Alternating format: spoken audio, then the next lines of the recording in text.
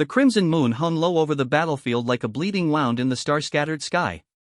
Marcus Chen adjusted his plasma rifle's weight against his shoulder as he surveyed the devastation below. The war between the Terran Federation and the Nightborne Empire had raged for 3 years, and tonight's skirmish on Kepler 442b had been particularly brutal. Bodies littered the crystalline ground, both human and vampire alike. The planet's twin suns had set hours ago, leaving the nocturnal Nightborne with their natural advantage. Marcus had lost half his squad in the initial assault, but they'd managed to push the enemy back from the mining colony.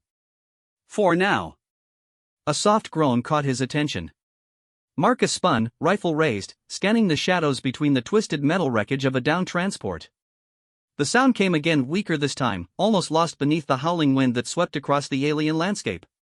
He moved cautiously, his enhanced vision cutting through the darkness. The Federation's biomodifications gave humans night vision nearly equal to their vampire enemies, though it came at the cost of shortened lifespans. A worthy trade, the general said. Marcus wasn't so sure anymore. Behind a chunk of debris, he found her. She was young, perhaps 20 in human years, though with vampires it was impossible to tell. Her pale skin seemed to glow against the dark ground, and her long black hair was matted with what he first thought was mud until he realized it was blood. Lots of blood. Marcus kept his weapon trained on her as he approached. Vampire or not, she was clearly dying. A massive wound had torn through her abdomen, and her breathing came in shallow, desperate gasps. Her eyes, a startling violet color, tracked his movement with surprising awareness. Human, she whispered, her voice carrying the musical quality that all Nightborne possessed. Come to finish what your kind started?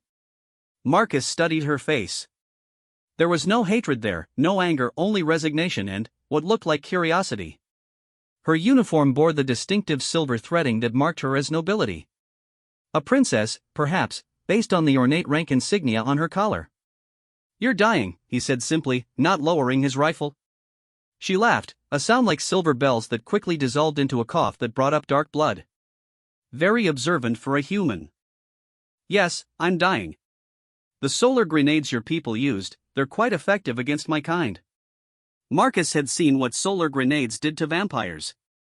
They simulated daylight radiation, causing their enhanced healing to fail and their bodies to break down on a cellular level. It was a slow, agonizing death. Good, he said, though the word felt hollow. He'd killed dozens of Nightborne in this war, but he'd never watched one die slowly. It felt wrong somehow.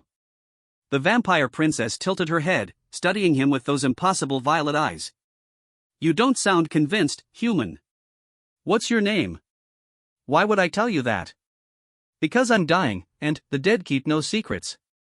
She coughed again, weaker this time. I am Lyralii Valdris, third princess of the Nightborne Empire, heir to the Crimson Throne of Vortak Prime. And you are? Marcus hesitated. Protocol demanded he either eliminate her or call for extraction to take her prisoner. A Nightborne princess would be invaluable for intelligence gathering.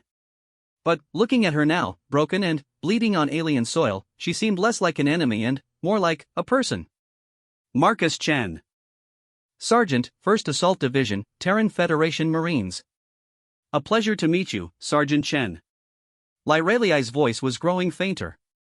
Tell me, in your human culture, is it considered honorable to watch an enemy die slowly? The question hit him harder than he expected. Is it honorable in yours to drain the life from innocent colonists? Touché. She closed her eyes for a moment, then opened them again with visible effort. Though for the record, I never participated in the colonial raids. I commanded deep space patrol fleets. Your civilian populations were never my concern. Something in her tone suggested truth. Marcus lowered his rifle slightly, though he kept it ready. Why are you telling me this? Because I'm dying, and I'm tired of pretending to hate you. Lyralii struggled to sit up, failed, and settled for turning her head to face him directly. Do you know why this war really started, Sergeant Chen? Resource conflicts. Your empire wanted our mining colonies. That's what they tell you, yes. Her smile was sad. The truth is far more complicated. My father, Emperor Valdris, is old even by our standards. Nearly 3,000 years old. He's watched civilizations rise and fall, seen peace and war cycle endlessly. When humans first ventured into our territory, he saw an opportunity. For conquest? For evolution. Lyraliai's breathing was becoming more labored. Humans and vampires are more alike than either-sidedness. We're both apex predators, both driven to expand and dominate. But humans have something we lost long ago, innovation born of mortality. You create because you know your time is limited. We simply exist. Marcus found himself moving closer, drawn by something in her voice. So he started a war to steal our creativity? Not steal. Merge. Blood trickled from the corner of her mouth. He believes that only through conflict can our species truly understand each other. That from understanding comes synthesis. That's insane. Is it? Lyraliai's eyes were starting to lose focus. Look around you, Sergeant. This battlefield represents 3 years of warfare between our peoples. Yet here you are, talking to me instead of putting a plasma bolt through my head. Here I am, explaining my father's philosophy to a human soldier instead of using my final moments to curse your kind. Marcus stared at her. She was right, though he couldn't explain why he hadn't simply finished her. Any other vampire, any other time, he wouldn't have hesitated. But something about Lyraliai was different. You're not what I expected, he admitted. Nor are you. She tried to smile, but pain twisted her features. My father would find this conversation fascinating. A human and vampire finding common ground while one dies on a battlefield. You don't have to die. The words surprised him as much as they did her. Lyraliai's violet eyes widened, focusing on him with new intensity. The solar radiation is breaking down my cellular structure, she said slowly. Only fresh blood can counteract the effects, and there are no living Nightborn within 100 kilometers. Marcus felt his heart rate increase as he understood the implication. You're talking about human blood. I'm talking about survival. Lyraliai's voice was barely a whisper now. But I would understand if you refused. We are enemies, after all. Are we? The question hung in the air between them. Marcus looked down at this dying princess, enemy of his species, and tried to reconcile her with the monsters he'd been taught to hate. The Nightborn had killed thousands of human colonists, enslaved entire worlds, and shown no mercy in battle. Yet Lyraliai spoke of understanding, of evolution, of something beyond the endless cycle of violence. If I do this, he said carefully, what guarantee do I have that you won't kill me the moment you recover? None. Her honesty was startling. I could make promises, swear oaths, but words are just air between lips. You'll have to trust me. Trust a vampire. Trust someone who's about to die without your help. Lyraliai's eyes were growing dim. Trust someone who chose to spend her final moments trying to bridge the gap between our peoples instead of cursing your name. Marcus holstered his rifle and knelt beside her. Up close, he could see the extent of her injuries. The solar grenade had torn through her armor like paper, leaving a wound that would have killed a human instantly. Only vampire physiology was keeping her alive, and that was failing rapidly. How much? He asked. I don't know. Lyraliai's voice was fading fast. I've never, humans and vampires don't usually. Right. Marcus pulled out his combat knife and made a quick incision on his forearm. Dark red blood welled up immediately. Do what you need to do. Lyraliai stared at the offered wound for a long moment. You're certain? No. But I'm doing it anyway. She raised her head with tremendous effort and pressed her lips to the cut. Marcus felt a strange tingling sensation as she drank, not painful but definitely alien. Her fangs were smaller than he'd expected, more like slightly extended canines than the monster teeth propaganda posters depicted. As she fed, he watched her wound slowly begin to close. The gaping hole in her abdomen sealed itself, though the process was clearly agonizing. Her skin regained some of its ethereal glow, and her breathing deepened. After what felt like hours but was probably only minutes, she pulled away. Enough, she gasped. Any more would weaken you too much. Marcus examined his arm. The cut was already clotting thanks to his enhanced physiology. He felt slightly dizzy but otherwise fine. Better? Lyraliai sat up slowly, testing her strength. The wound was closed, though angry red scars remained where it had been. Much better. Thank you, Sergeant Chen. You've given me something I never expected to receive from a human. What's that? A future. She climbed to her feet with fluid grace that reminded Marcus exactly what she was. Even weakened, even grateful, Lyrelii Valdris was a predator. Every instinct he'd developed over 3 years of war screamed at him to reach for his weapon. Instead, he stood as well, keeping his hands visible but ready. What happens now? Now. Lyrelii brushed dirt from her damaged uniform. Now you've created a problem for both our peoples. How so? Blood sharing between humans and vampires isn't just feeding, Sergeant. It's bonding. She met his eyes, and he saw something new there, a warmth that hadn't been present before. In giving me your blood, you've created a connection that transcends species. I can feel your heartbeat, sense your emotions, even track your location anywhere in this galaxy. Marcus felt his stomach drop. You're saying I'm your thrall? Nothing so crude. Lyrelii's smile was enigmatic. Think of it more as permanent awareness. We're linked now, in ways that vampire science is only beginning to understand. And that link is unbreakable. Meaning? Meaning that Princess Lyrelii Valdris, third heir to the Crimson Throne, is now permanently connected to a human soldier. She stepped closer, and Marcus caught her scent, something like midnight flowers and distant stars. My father will either find this fascinating enough to change the course of the war, or heretical enough to order both our deaths. Marcus stared at her, processing the implications.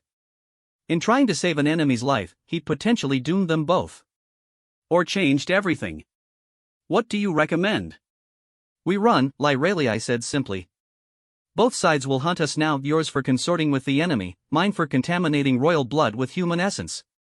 But, together, we might find something neither side has been looking for. Which is? A third option. She extended her hand to him, palm up. Your blood flows in my veins now, Marcus Chen. Your life force has become part of mine. In vampire culture, that makes you more than an ally, it makes you family. Marcus looked at her offered hand, then, back at her face. 3 years of war, 3 years of hatred and violence and death. And, now this pale princess was offering him something no human had ever been given: acceptance into vampire society. Trust from the enemy. He took her hand. The moment their skin touched, he felt it, an electric current that ran deeper than nerve impulses, a connection that seemed to reach into his very soul. Lyrelii's violet eyes widened, and he knew she felt it too. Remarkable, she whispered. The bond is stronger than expected. What does that mean?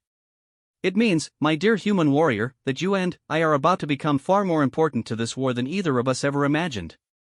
Lyrelii squeezed his hand gently. It also means that I'm never going to let you go. Marcus felt a chill that had nothing to do with the alien wind. That sounds ominous. Does it? Lyrelii tilted her head with predatory grace. Or does it sound like the beginning of something unprecedented? Before Marcus could answer, the distant whine of engines filled the air. Both of them turned toward the sound, Federation dropships, coming to extract survivors and secure the battlefield. They'll shoot you on sight, Marcus said. And, your people will court-martial you for helping me escape. Lyrelii's grip on his hand tightened. So we have a choice to make, Sergeant. Face the consequences of our actions separately, or face them together. The dropships were getting closer. Soon their searchlights would sweep the battlefield, and any chance of escape would be gone. Marcus thought about his squad, his duty, his oath to the Federation.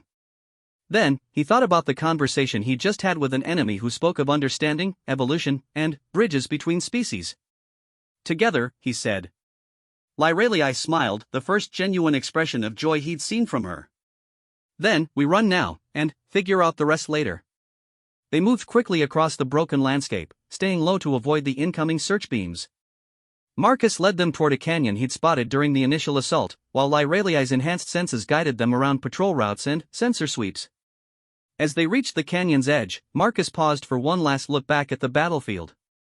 Bodies of friends and enemies lay scattered like broken dolls, testament to the futility of the war he was now abandoning. Regrets? Lyrelii asked softly. Many, he replied. But, not about this. They disappeared into the shadows together, human and vampire, predator and protector, connected now by more than just blood. Behind them, the Federation dropships began their grim work of collecting the dead and searching for survivors. They would find neither Marcus Chen nor Princess Lyralii Valdris among the casualties. Both had vanished as completely as if they'd never existed, leaving behind only questions and the beginning of something that would reshape the galaxy. In the distance, Kepler 442b's twin suns began to rise, painting the sky in shades of gold and crimson. A new day was dawning, and, with it, a new chapter in the war between humanity and the Nightborn Empire. Whether that chapter would end in destruction or salvation remained to be written. The abandoned mining station on Kepler 442b's northern continent had been empty for 6 months, its automated system slowly failing in the absence of human maintenance. Marcus Chen crouched in the shadows of its main processing facility, watching Lyralii examine the rusted machinery with predatory grace. 3 days had passed since their escape from the battlefield. 3 days of constant movement, of avoiding both Federation patrols and Nightborn search parties. 3 days of learning to live with the strange connection that pulsed between them like a second heartbeat. The quantum communications array is still functional, Lyralii announced, running her pale fingers along a bank of consoles. Damaged, but operational. We could send a message to either fleet. And tell them what? Marcus checked his rifle's power cell for the dozenth time since dawn. That a human soldier and a vampire princess are running away together? That we've somehow become blood-bonded and think that changes everything? It does change everything. Lyralii turned from the console, her violet eyes reflecting the dim light filtering through the facility's broken dome. Can't you feel it? The connection between us grows stronger each day. Marcus couldn't deny it. The bond Lyralii had described was more than just awareness, it was a constant presence in his mind, a warmth that pulsed in rhythm with her heartbeat. He could sense her emotions as flickers at the edge of his consciousness, could feel her location as surely as he felt his own limbs. I can feel it, he admitted. That doesn't mean I understand it. Vampire physiology is complex, Lyralii said, moving closer. We're not the parasites your propaganda portrays. We're symbiotic organisms, designed to form bonds with other species. But those bonds were always with other vampires, or occasionally with our thrall servants. Never with an equal. Is that what I am? An equal? You're something new. She reached out, hesitating just before touching his arm. The blood bond typically creates a master-servant relationship. The vampire dominant, the donor submissive. But, your blood, it's different. Enhanced. Modified. It's resisting the traditional patterns. Marcus pulled up his sleeve, showing her the mark where she'd fed 3 nights ago.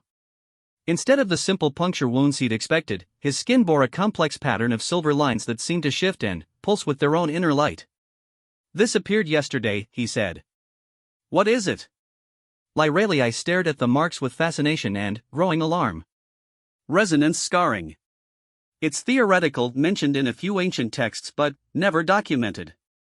It's what happens when 2 equally powerful life forces bond instead of one dominating the other. Equally powerful? Your human modifications make you nearly as strong as a young vampire. Your enhanced healing, your extended lifespan, your improved reflexes, they're crude compared to our natural abilities, but they're enough to prevent total dominance. Lyralii traced the silver lines with one finger, her touch sending electricity up Marcus's arm. We're not master and servant, Marcus. We're becoming something entirely new. What does that mean for us? I don't know. The admission clearly troubled her. Vampire science has studied blood bonds for millennia, but always from the perspective of control. This is evolution in real time. Marcus pulled his sleeve down, disturbed by how right her touch had felt.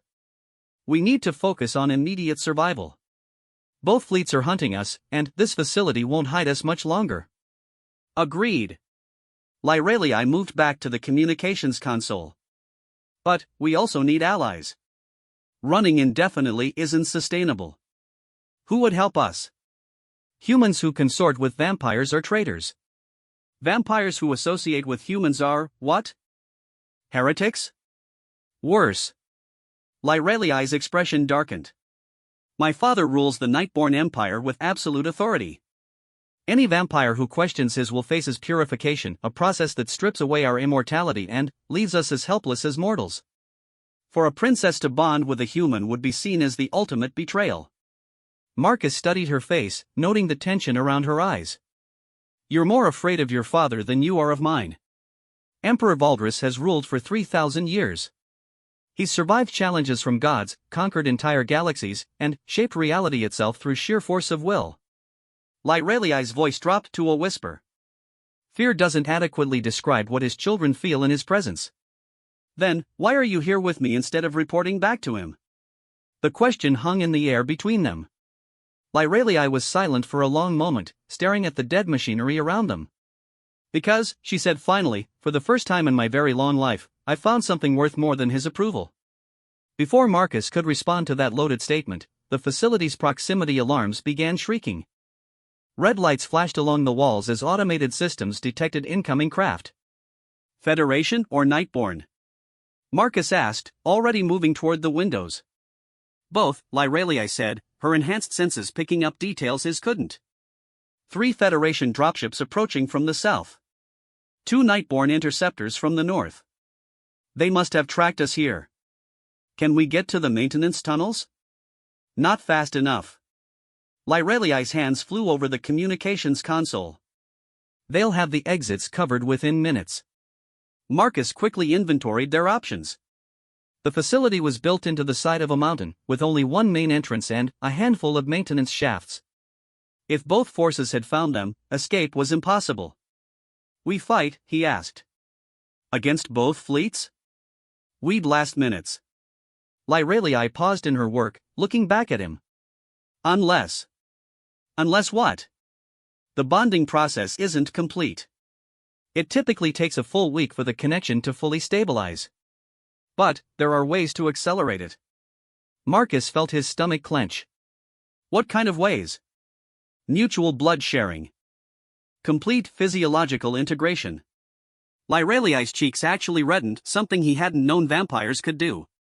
It would make us stronger, faster, more resilient. But, it would also make the bond permanent and irreversible. How permanent are we talking? Death wouldn't break it. If one of us dies, the other dies with them. She met his eyes directly. It would mean giving up any chance of returning to our old lives. The sound of engines grew louder. Through the facility's broken windows, Marcus could see the first dropship settling down in the courtyard outside. Armed figures in Federation battle armor were already deploying. How long does the process take? Minutes, if we do it right. Lyreliai's hands were shaking slightly. But, Marcus, you need to understand what you'd be choosing. A full bond doesn't just connect us, it changes us. Human and vampire physiologies would begin to merge. You'd gain some of my abilities, I'd gain some of yours, but we'd both become something neither human nor vampire. Something new. Something unprecedented. Lyreliai moved away from the console, approaching him slowly. Something that might be powerful enough to survive what's coming. The facility's main doors exploded inward. Federation Marines poured through the breach, their enhanced vision cutting through the dim interior. At the same time, the roof began to buckle as Nightborn interceptors landed on the structure above. They're here, Marcus said unnecessarily. Last chance, Lyreliai whispered, close enough now that he could feel her breath on his skin. Stay human and die in the next few minutes, or become something new and see where this bond takes us. Marcus looked into her violet eyes and saw his own reflection, a human soldier who'd already thrown away everything he'd once believed for the sake of understanding between species. Behind Lyreliai, he could see Federation soldiers advancing through the facility, their weapons sweeping for targets. Do it, he said. Lyreliai didn't hesitate. Her fangs extended fully for the first time since he'd known her, and she bit down on his neck with surprising gentleness. At the same moment, she pressed her own wrist, already bleeding from a self-inflicted wound, to his lips. The effect was immediate and overwhelming. Power flooded through Marcus's body like liquid lightning, rewriting his cellular structure in real time. He could feel his heart rate accelerating, his senses expanding, his very DNA reshaping itself to accommodate vampire modifications. But, more than physical change, he felt Lyreliai's mind opening to his. Her memories, her emotions, her centuries of experience flowed into his consciousness like a river breaking through a dam. He saw her childhood in the crystal spires of Vorthak Prime, her training in the vampire military academies, her growing doubt about the war as she witnessed its brutalities firsthand. And she was experiencing his memories in return. His human upbringing on Mars Colony 7, his enlistment in the Federation Marines, his gradual disillusionment with the propaganda that painted all vampires as monsters. Fascinating, a new voice said from across the room. I've never seen a bonding process quite like this one. Marcus and Lyralii broke apart, both gasping from the intensity of their connection. A figure stepped out of the shadows near the communications console, tall, pale, with silver hair and eyes like ancient starlight. Father, Lyralii whispered, her voice mixing fear and reverence in equal measure. Emperor Valdris of the Nightborn Empire studied them both with the detached curiosity of a scientist examining an unusual specimen. He was smaller than Marcus had expected, almost delicate in his refined features, but power radiated from him like heat from a forge. Princess Lyralii, the Emperor said in a voice like silk over steel. You've been difficult to locate. How did you find us? The same way the Federation did. Blood bonds create quantum entanglements that can be tracked across galactic distances.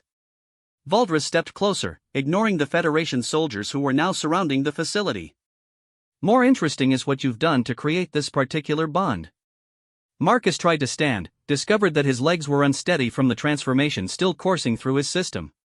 The changes were accelerating, he could feel his strength increasing, his senses sharpening beyond human norms.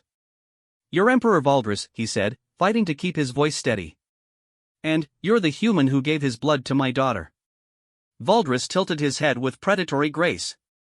Tell me, Sergeant Chen, do you understand what you've begun here? I understand that I saved her life. You did far more than that. Valdris gestured to the silver lines now covering both Marcus's and Lyralii's skin, pulsing with synchronized light. You've created the first true hybrid bond in vampire history. A fusion of human and Nightborn that transcends both species. Is that why you're here? To stop it? Valdris laughed, a sound like crystal bells in a winter wind. Stop it? My dear boy, I've been waiting 3,000 years for something like this to happen. The Emperor's words hit Marcus like a physical blow. What? Did you think this was coincidence? That my daughter simply happened to be on that battlefield, wounded by weapons that don't normally affect vampire royalty? Valdris's smile was enigmatic and slightly cruel. I've been manipulating events for months, creating opportunities for exactly this kind of encounter. Lyralii stared at her father in horror. You planned this? Not planned, facilitated. The connection had to be genuine, the choice freely made. But, yes, I've been guiding circumstances to create the possibility. Valdris moved closer to them, his ancient eyes studying the bond patterns on their skin. The war between our peoples has reached a stalemate. Neither side can achieve decisive victory without destroying what we're fighting to claim. But, this represents a third option. You're talking about using us, Marcus said, his enhanced senses picking up the subtle wrongness in the Emperor's scent. I'm talking about evolution.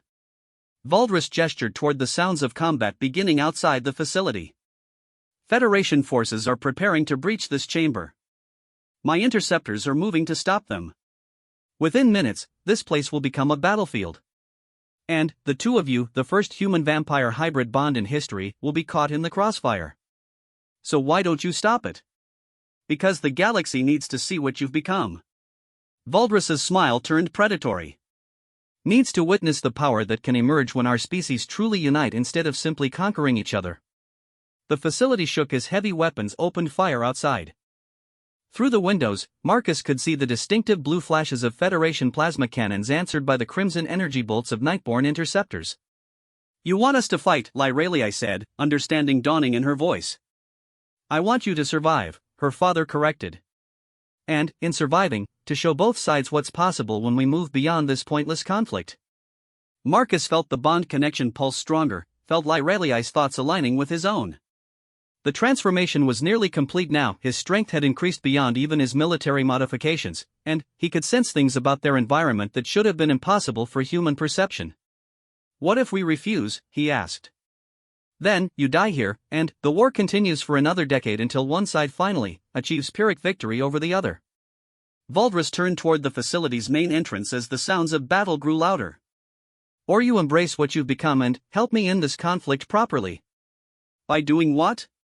By showing the galaxy that there's a future beyond endless war. The Emperor's eyes gleamed with ancient knowledge. By proving that evolution doesn't always require conquest. An explosion rocked the facility, blowing out several windows and filling the air with smoke and debris. Federation Marines were pushing through the breach while Nightborn warriors descended from the compromised roof. Choose quickly, Valdris said, his form already beginning to fade as he activated some kind of cloaking device. The next few minutes will determine the course of this war and the fate of both our species. He vanished, leaving Marcus and Lyralii alone in a facility that was rapidly becoming a war zone. Around them, the combined power of the bond pulsed and grew, reshaping not just their bodies but their understanding of what was possible. Together? Lyralii asked, extending her hand. Marcus took it without hesitation. Power flowed between them, human determination merging with vampire grace, creating something entirely new. The first Federation Marine through the door froze in shock at what he saw, two figures wreathed in silver light, standing hand in hand as reality itself seemed to bend around them. Marcus smiled, feeling truly powerful for the first time in his life. Together. What happened next would reshape the galaxy's understanding of both species and prove that sometimes evolution comes not through conquest, but through connection. The silence that followed the battle was more unsettling than the firefight itself had been. Marcus stood among the debris of the mining facility, surveying the aftermath of what military historians would later call the first documented case of hybrid intervention in interspecies warfare. 37 Federation Marines lay unconscious but breathing, their weapons drained of power and their armor systems mysteriously offline. 22 Nightborn warriors hung suspended in crystalline webs that Marcus somehow knew he had created, though he had no memory of learning how. None were dead that had been important, though he couldn't entirely explain why. We didn't kill anyone, Lyralii said softly, voicing his thoughts. The bond between them had grown so strong that the distinction between his mind and hers was becoming academic. I know. Marcus examined his hands, noting the silver patterns that now covered his skin from fingertips to shoulders. The transformation was complete, leaving him something that was neither fully human nor vampire but somehow both. How did we do that? I'm not certain. Lyralii moved gracefully between the suspended Nightborn warriors, checking their vital signs with clinical precision. The power came from the bond, but its expression was unprecedented. Marcus approached one of the unconscious Federation Marines, recognizing the face beneath the helmet. Lieutenant Sarah Martinez from 3rd Squadron. He'd served with her for 2 years. She was breathing steadily, her enhanced physiology already working to counteract whatever force had rendered her unconscious. They'll wake up soon, he observed. Yes. And, when they do, both fleets will have documentation of what we've become. Lyralii gestured toward the recording devices built into every Federation and Nightborn combat suit. Every moment of this encounter has been captured and transmitted to their respective command structures. Marcus felt a chill despite the warmth of their connection. Meaning? Meaning that as of right now, we're the most wanted individuals in the galaxy. Lyralii's expression was troubled. My father got what he wanted, a demonstration of hybrid capabilities. But now we're the center of attention for every military strategist, scientist, and politician in both empires. Before Marcus could respond, the facility's communications array activated with a burst of static. The damaged systems flickered to life, displaying incoming transmission requests from dozens of sources: Federation Command, the Nightborn High Council, colonial governments, mercenary organizations, and others. Popular, Marcus muttered. Infamous, Lyralii corrected. Look at the message headers. Marcus studied the priority classifications flowing across the screen. Every transmission was marked either immediate capture or terminate on sight. No exceptions, no requests for negotiation. So much for showing them a better way, he said bitterly. My father is ancient and subtle. This was never about immediate acceptance. Lyralii moved to the communications console, her enhanced reflexes allowing her to process information at superhuman speed. He's playing a longer game. What do you mean? Look at the secondary effects. She pulled up tactical displays showing fleet movements across the sector. Both sides are recalling forces from active combat zones to focus on hunting us.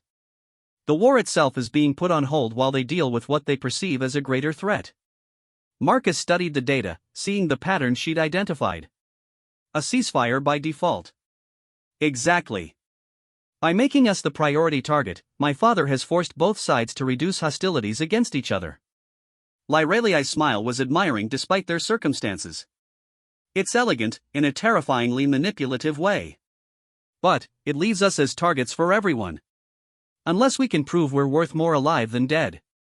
Lyreli turned from the console, her violet eyes bright with possibility. The bond has given us capabilities neither side fully understands. We need to demonstrate those capabilities in ways that make us indispensable rather than threatening. Marcus was about to respond when his enhanced hearing picked up new sounds from